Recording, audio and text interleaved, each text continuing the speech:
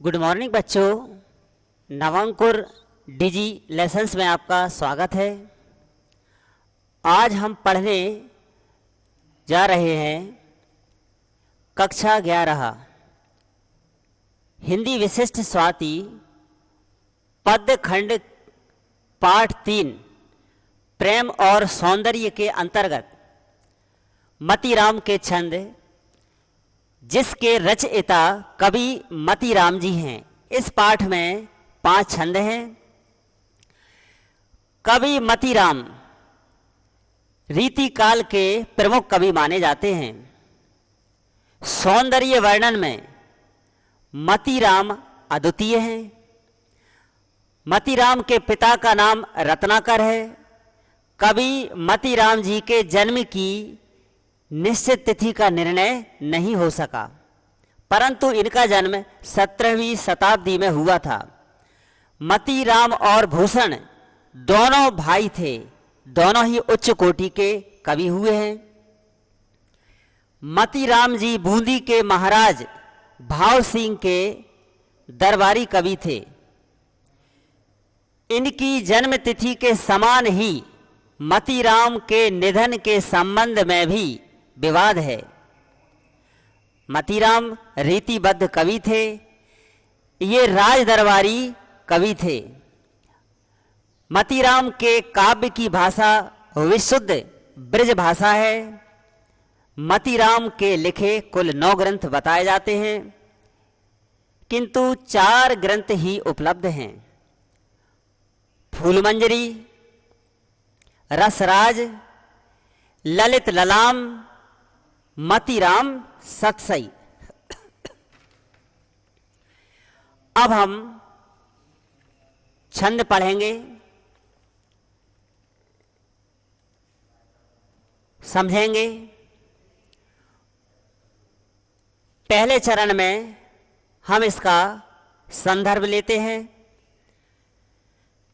प्रस्तुत पद्यांश हमारी पाठ्य पुस्तक स्वाति हिंदी विशिष्ट के प्रेम और सौंदर्य के अंतर्गत मतीराम के छंद नामक पाठ से लिया गया है। अगले चरण में प्रसंग। प्रस्तुत पद्यांश में कवि के द्वारा नायिका की सुंदरता का वर्णन किया गया है। इस पद में नायिका की सुंदरता का वर्णन किया गया है। छंद को पढ़ते हैं। कुंदन को रंग फीको लगे, झलके अति अंगन चारु गुराई। आँखन में अलसान, चितौने में मंजू बिलासन की सरसाई। कोबिन मोल बिकात नहीं, मतीराम लहे मुस्कान मिठाई। ज्यों ज्यों निहारिये नेरे हुए नैनन, त्यों त्यों खरी निकरसी निकाई। कुंदन को रंग फीको लगे, झलके अति अंगन चारु गुराई। इस छंद में नायिका की सुंदरता का वर्णन किया गया है। नायिका अत्यंत सुंदर है। कुंदन को रंग फीको लगे। कुंदन, कुंदन का अर्थ है स्वर्ण या सोना। फीको लगे, फीको का अर्थ है रंगहीन दिखाई देना। फीको लगे, रंगहीन दिखाई देना। झलके अति अंगन चारु गुराई। झलके अति अंगन चारु गुराई, झलके दिखाई देना। अंगन, इसका अर्थ होता है अंग। चारु का अर्थ सुंदर। गुराई, गुराई का अर्थ है गोरापन, रंग का गोरा होना, गोरापन या गौरवर्ण। कुंदन को रंग फीको लगे, झलके अति अंगन चारु गुराई। कवि कहते हैं कि नायिका का रंग गोरा है, वह गौर वर्ण वाली है, इसलिए नायिका अत्यंत सुंदर दिखाई दे रही है। कवि कहते हैं कि नायिका की सुंदरता के सामने, नायिका की सुंदरता के सामने स्वर्ण अर्थात सोना भी रंगहीन दिखाई दे रहा है। कुंदन को रंग फीको लगे, नायिका के सुंदरता के सामने सोना भी रंगहीन दिखाई दे रहा है। आंखन में अलसान चितौन में मंजू बिलासन की सरसाई। आंखन में, इसका अर्थ है आंखों में। अलसान, अलसान आलस्य, चितौन, चितौन का अर्थ है चितवन, या इसका अर्थ होगा देखना। अब इसमें मंजू शब्द है। मंजू का अर्थ होता है सुंदर, और बिलासन, बिलासन का अर्थ है शोभा, या विलास भी इसका अर्थ होता है। सरसाई, सरसता या शोभा या सुंदरता। आंखन में अलसान चितौने में मंजू बिलासन की सरसाई। कवि कहते हैं कि नायिका की आंखों में आलस्य भरा हुआ है। आंखन में अलसान, आंखों में आलस्य भरा हुआ है। उसके नेत्र अलसाए हुए हैं। नायिका अलसाए नेत्रों से देखती है तो नायिका की चितवन अत्यंत सुंदर लगती है। नायिका की चितवन में विलास का सौंदर्य है। को बिन मोल बिकात नहीं मति राम लहै मुस्कान मिठाई। इस पंक्ति में को बिन मोल बिकात नहीं मति राम लहै मुस्कान मिठाई। मतिराम, मतिराम जी कहते हैं। मुस्कान मुस्कुराहट, मिठाई, मिठाई से तात्पर्य मधुरता से है। मधुर मुस्कान है, इसलिए मुस्कान मिठाई। को बिन मोल बिकात नहीं, नायिका की जो मुस्कान है वह मधुर है, सुंदर है। को बिन मोल बिकात नहीं। कवि यहां कहते हैं कि ऐसा कौन है उसे देखकर मोहित ना हो। को बिन मोल बिकात नहीं, बिना मोल के ना बिकता हो, बिना मूल्य के। को का अर्थ है कौन। बिन मूल का अर्थ है बिना मूल्य के। बिकात का अर्थ है बिकना। मतिराम, कवि मतिराम।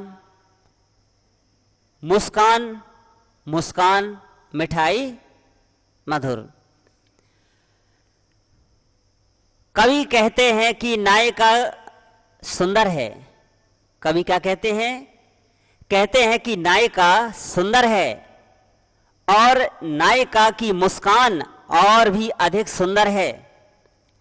नायिका की मधुर मुस्कान, सुंदर मुस्कान को देखकर, सुंदर मुस्कान को देखकर ऐसा कौन है जो बिना मूल अर्थात मूल्य के ना बिकता हो। अर्थात नायिका की मुस्कान इतनी सुंदर है कि उसकी मुस्कान को देखकर कोई भी मोहित हो जाता है। नायिका की सुंदरता में, नायिका की सुंदर मुस्कान में दूसरों को मोहित करने की क्षमता है। जो भी उसके सौंदर्य को देखता है वही मोहित हो जाता है। को बिन मूल बिकात नहीं मत राम लहै मुस्कान मिठाई। अगली पंक्ति, ज्यों ज्यों निहारिये नेरे हुए नैना नहीं, त्यों त्यों खरी निकरे सी निकाई। ज्यों ज्यों जैसे जैसे, ज्यों ज्यों जैसे जैसे, निहारिये, निहारिये का अर्थ होता है निहारना, देखना। इसमें नेरे शब्द है, नेरे का अर्थ है पास। नैनन, नैनन ही, इसका अर्थ है नेत्र। त्यों त्यों, वैसे वैसे। खरी निकरे, खरी निकरे, खरी निकरे मतलब किसी में वृद्धि होना। निकाई का अर्थ है सुंदरता। कवि कहते हैं कि नायिका के पास जाकर, उसके समीप जाकर जैसे जैसे उसके नेत्रों को निहारते हैं, ज्यों ज्यों निहारिये नेरे, जैसे जैसे उसके समीप जाकर उसके नेत्रों को निहारते हैं, देखते हैं, नायिका की सुंदरता में वृद्धि होने लगती है। नायिका की सुंदरता और अधिक बढ़ जाती है। त्यों त्यों खरी निकरे सी निकाई। नायिका के पास जाकर जैसे जैसे उसके नेत्रों को निहारते हैं, वैसे वैसे नायिका की सुंदरता में वृद्धि होने लगती है। अब हम इस छंद के विशेष की ओर चलते हैं। छंद में ब्रज भाषा का प्रयोग किया गया है, श्रृंगार रस है, छंद में माधुर्य शब्दगुण है। ज्यों ज्यों निहारिये नेरे हुए नैना नहीं, त्यों त्यों खरी निकरे सी निकाई। इस पंक्ति में पुनरुक्ति प्रकाश अलंकार है। यह है एक वार्णिक छंद है। अब हम दूसरा छंद समझते हैं। संदर्भ पूर्वानुसार है। प्रसंग, प्रस्तुत पद्यांश में नायिका, प्रस्तुत पद्यांश में नायक से रूठी हुई नायिका का वर्णन किया गया है। इस छंद में नायिका नायक से रूठी हुई है। यहाँ मान मनोहार का वर्णन किया गया है। को नहीं बरजे मतीराम रहो, तितई जितई मन भायो। को नहीं बरजे, बरजे का अर्थ है मना करना या वर्जित। तितई जितई, तितई जितई जहां तहां। मन भायो, मन भायो का अर्थ है मन को अच्छा लगना। कवि कहते हैं कि नायिका नायक से रूठी हुई है, वह किसी बात से रूठ जाती है। नायिका कहती है कि अब तुम्हें रोकने वाला कोई नहीं है, कोई तुम्हें मना करने वाला नहीं है। तुम्हें जहां अच्छा लगे, तुम्हारे मन को जहां अच्छा लगे वहां जाकर निवास करो। अब तुम्हें रोकने वाला कोई नहीं है। अगली पंक्ति है, काहे को सोए हजार करो, तुम तो कभू अपराध ना ठायो। काहे, क्यों, सौ है सौगंध, सौ है सौगंध, हजार करो, इसका अर्थ है हजारों सौगंध, सोए हजार करो। तुम तो कभू अपराध ना ठायो, अपराध का अर्थ है अपराध या गलती। इसमें ना का अर्थ है नहीं। तुम तो कभू अपराध ना ठायो, यहाँ नायिका कहती है, व्यर्थ में क्यों हजारों सौगंध खाते हो, तुम तो कभू अपराध ना ठायो, तुमने तो कभी अपराध किया ही नहीं है। नायिका कहती है कि व्यर्थ में क्यों हजारों सौगंध खाते हो, और फिर तुम तो कभी अपराध गलती करते ही नहीं हो। अपराध तो हमसे हुआ है जो हमने आपसे प्रेम किया है। मान सोवन दीजिए, सोवन दीजिए अर्थात विश्राम करने दो, ना दीजिए हमें दुख, हमें दुख ना दो। यों ही कहा रसवाद बढ़ायो, इस तरह बातें करके प्रेम में विवाद उत्पन्न मत करो। रसवाद, प्रेम में विवाद, बढ़ायो बढ़ाना, यों ही कह यह कहकर, यों ही कह यह कहकर नायिका कहती है कि अब हमें विश्राम करने दो, अब हमें सोने दो।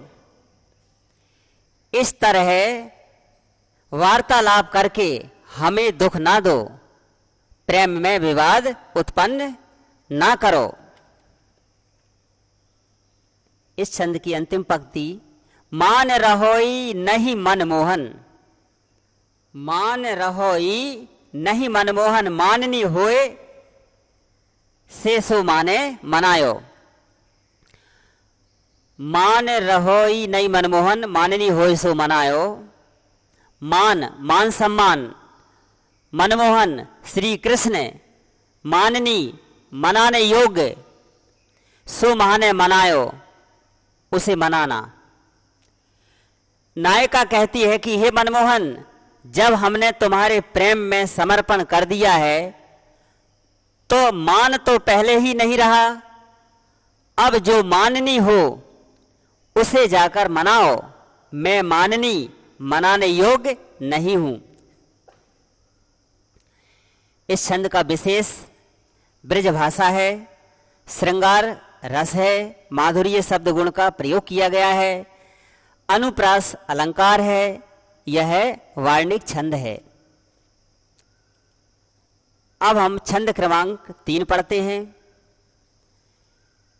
प्रस्तुत पद्यांश में श्री कृष्ण की सुंदरता और नायिका का श्री कृष्ण के प्रति अनन्य प्रेम और वियोग पीड़ा का वर्णन किया गया है।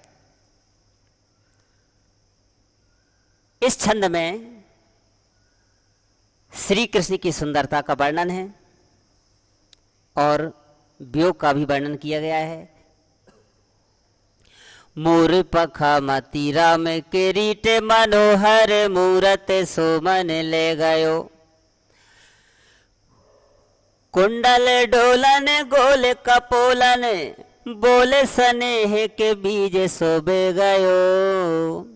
लाल बेलोचन कोलन सो मुस्काई इत अरुझाए चित गयो। एक घड़ी घन से तन सो अखियान घनो घन सार सो दे गयो। मोर पखा मती राम किरीट मनोहर मूरत सुमन ले गयो। कुंडल डोलन गोल कपोलन बोले स्नेह के बीज शोभ गयो। मोर पखा, मोर का पंख, मोर पखा इसका अर्थ है मोर का पंख। किरीट इसका अर्थ है मुकुट। मनोहर मन को हरने वाला। मन ले गयो, मन को ले गया, मन को ले जाना, चुराना। कवि पद्माकर जी कहते हैं कि श्री कृष्ण के शीश पर, श्री कृष्ण के शीश पर मुकुट है, वह मुकुट धारण किए हुए हैं। उस सुंदर मुख में मोर का पंख लगा हुआ है और वह सुशोभित हो रहा है। श्री कृष्ण की यह छवि मनोहर है। यह मूर्ति मन को हरने वाली है। नायिका कहती है कि श्री कृष्ण की सुंदरता ने मन को चुरा लिया है। मन ले गयो, मन को चुरा लिया है। कुंडल डोलन गोले कपोलन, बोले स्नेह के बीज सोब गयो। कुंडल डोलन, कुंडल का अर्थ है कुंडल, डोलना अर्थात डोलना, हिलना। गोल, कपोलन, कपोलन का अर्थ है गाल। गोल का अर्थ है गोलाकार। बोल स्नेह, स्नेह मतलब प्रेम। बोल, बोलकर, बोलना, प्रेम के बोल बोलकर, बीज से बे गयो अर्थात प्रेम उत्पन्न करके चले गए।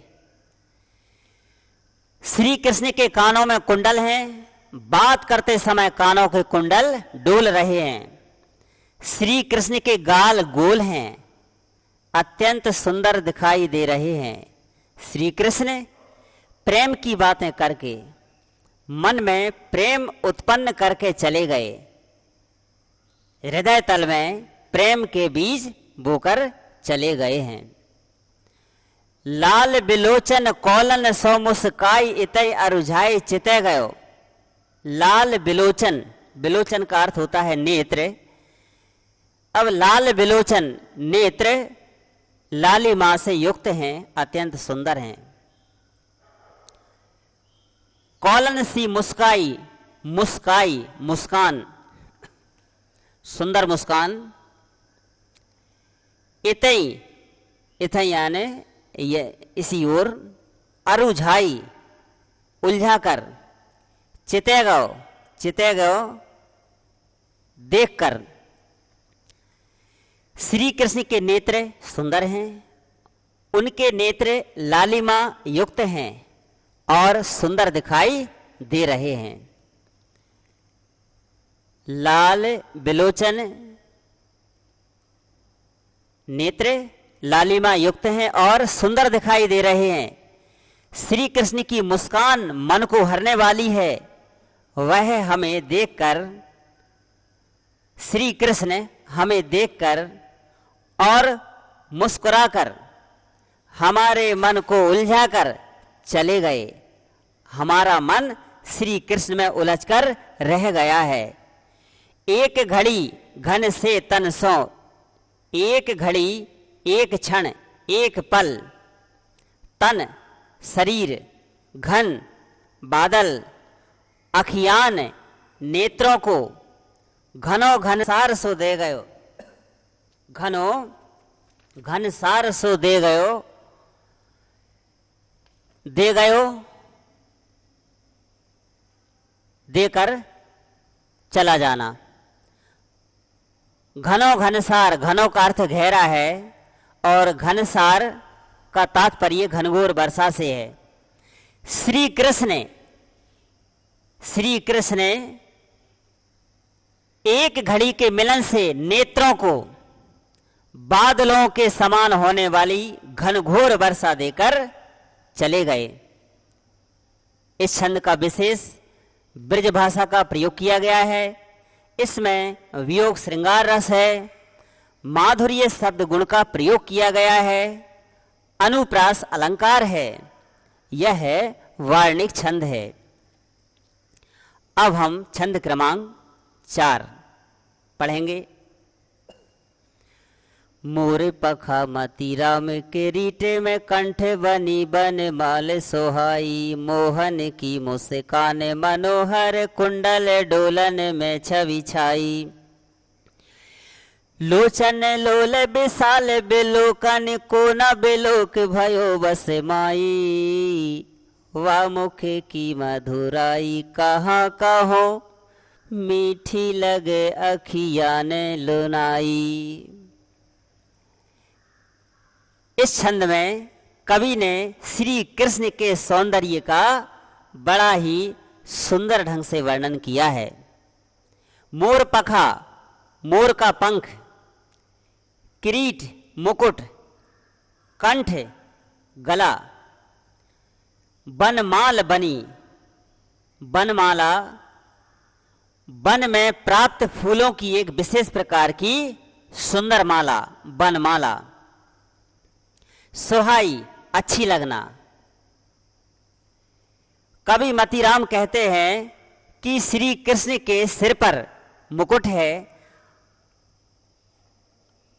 अर्थात वह मुकुट धारण किए हुए हैं।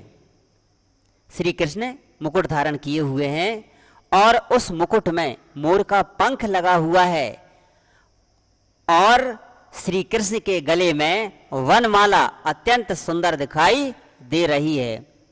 मोहन की मुस्कान मनोहर, मोहन की मुस्कान मनोहर। अगली पंक्ति है, मोहन की मुस्कान मनोहर, कुंडल डोलन में छवि छाई। अब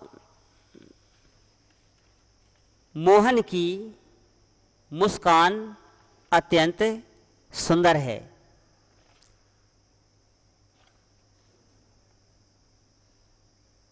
मनोहर है, कुंडल डोलन में छवि छाई।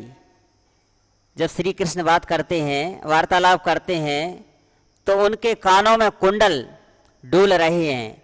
मोहन की मुस्कान मनोहर, श्री कृष्ण की मुस्कान मन को हरने वाली है। कानों में कुंडल डोल रहे हैं और श्री कृष्ण अत्यंत सुंदर दिखाई दे रहे हैं। लोचन लोल विशाल विलोकन को न विलोक भयो बसमाई।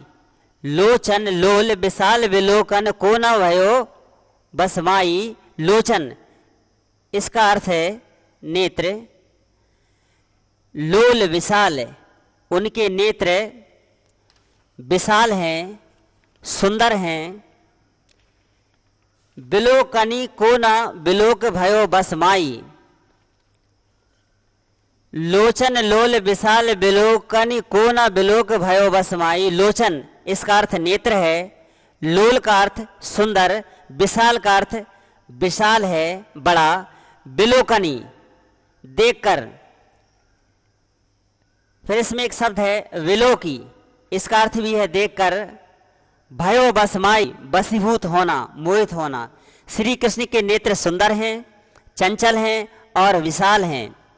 कवि कहते हैं कि उनके नेत्रों की सुंदरता को देखकर ऐसा कौन है जो वशीभूत ना हो, ऐसा कौन है जो मोहित ना हो। अर्थात कोई भी उनकी सुंदरता को देखकर मोहित हो जाता है। वाह मुख की मधुराई कहा कहो मीठी लगे अखियान लुनाई।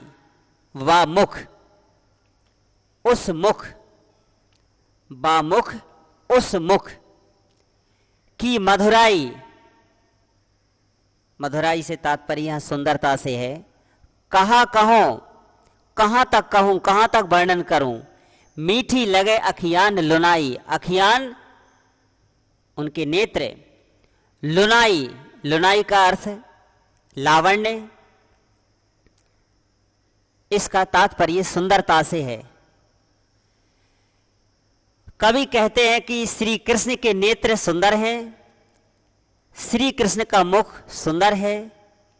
मैं उनके मुख की सुंदरता का कहां तक वर्णन करूं। उनके मुख की मधुरता, सुंदरता, कोमलता का अपने शब्दों में वर्णन करने में असमर्थ हूं।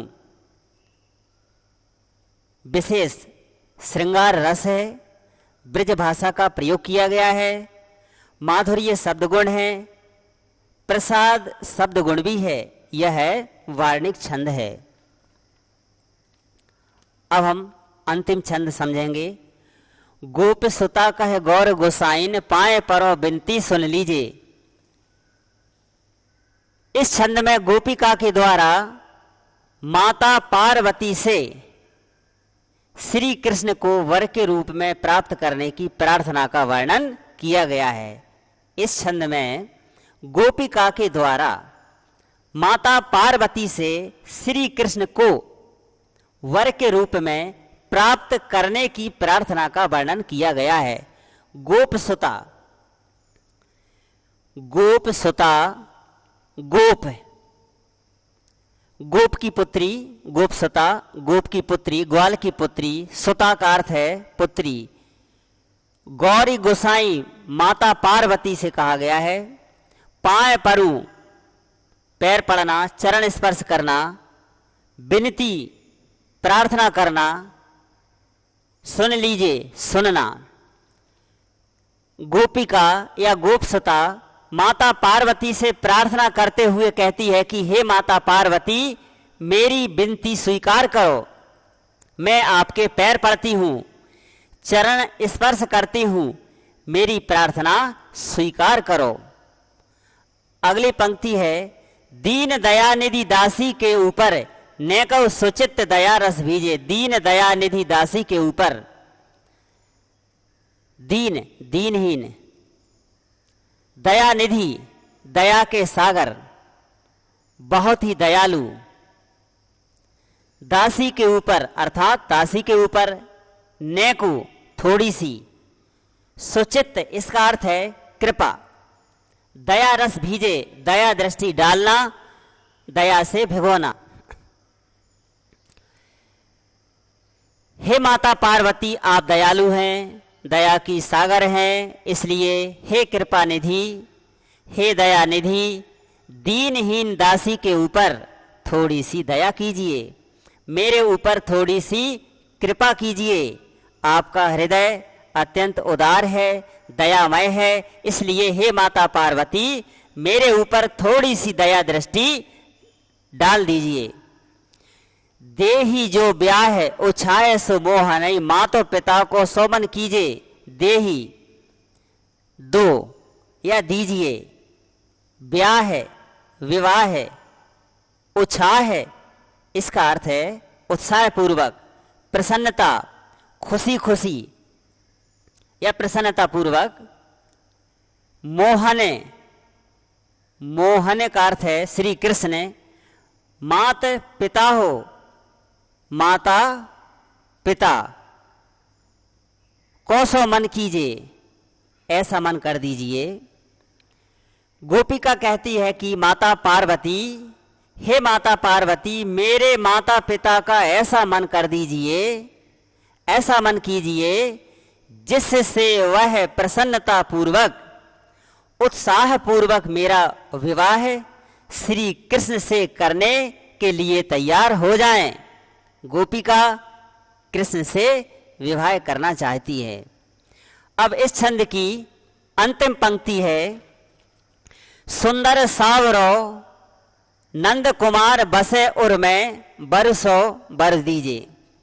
सुंदर सांवरो, सुंदर इसका अर्थ है सुंदर, सांवरो इसका अर्थ है श्यामल, नंद कुमार इसका अर्थ है श्री कृष्ण, और बसे, बसे उर में, उर का अर्थ है हृदय, बसे उर में मतलब हृदय में निवास करना। बर सो बर दीजिए, इसमें एक वरु का अर्थ है वर और दूसरे वरु का अर्थ है वरदान या आशीर्वाद, इसलिए यहां यमक अलंकार है। वर, इसमें जो वर शब्द है, वर, गोपिका कृष्ण से विवाह करना चाहती है, वर के रूप में प्राप्त करना चाहती है। यहां बरु का अर्थ वर से है। गोपिका कृष्ण से प्रेम करती है, कृष्ण उसके हृदय में बसे हुए हैं। गोपिका कहती है कि सुंदर श्यामल श्री कृष्ण मेरे हृदय में निवास करते हैं, मैं उनसे प्रेम करती हूं। इसलिए हे माता पार्वती, मुझे ऐसा वरदान दीजिए जिससे मुझे श्री कृष्ण वर के रूप में प्राप्त हो जाएं। अब हम इसके विशेष की ओर चलते हैं।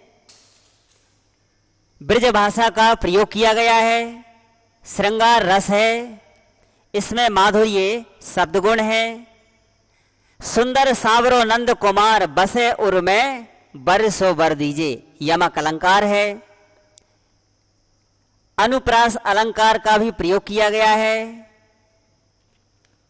यह है सवैया छंद है। जिस छंद में 22 से लेकर 26 तक वर्ण होते हैं वह सवैया छंद होता है और यह वार्णिक छंद के अंतर्गत आता है। इस तरह यह पाठ समाप्त होता है और अगले वीडियो में हम फिर मिलेंगे। धन्यवाद।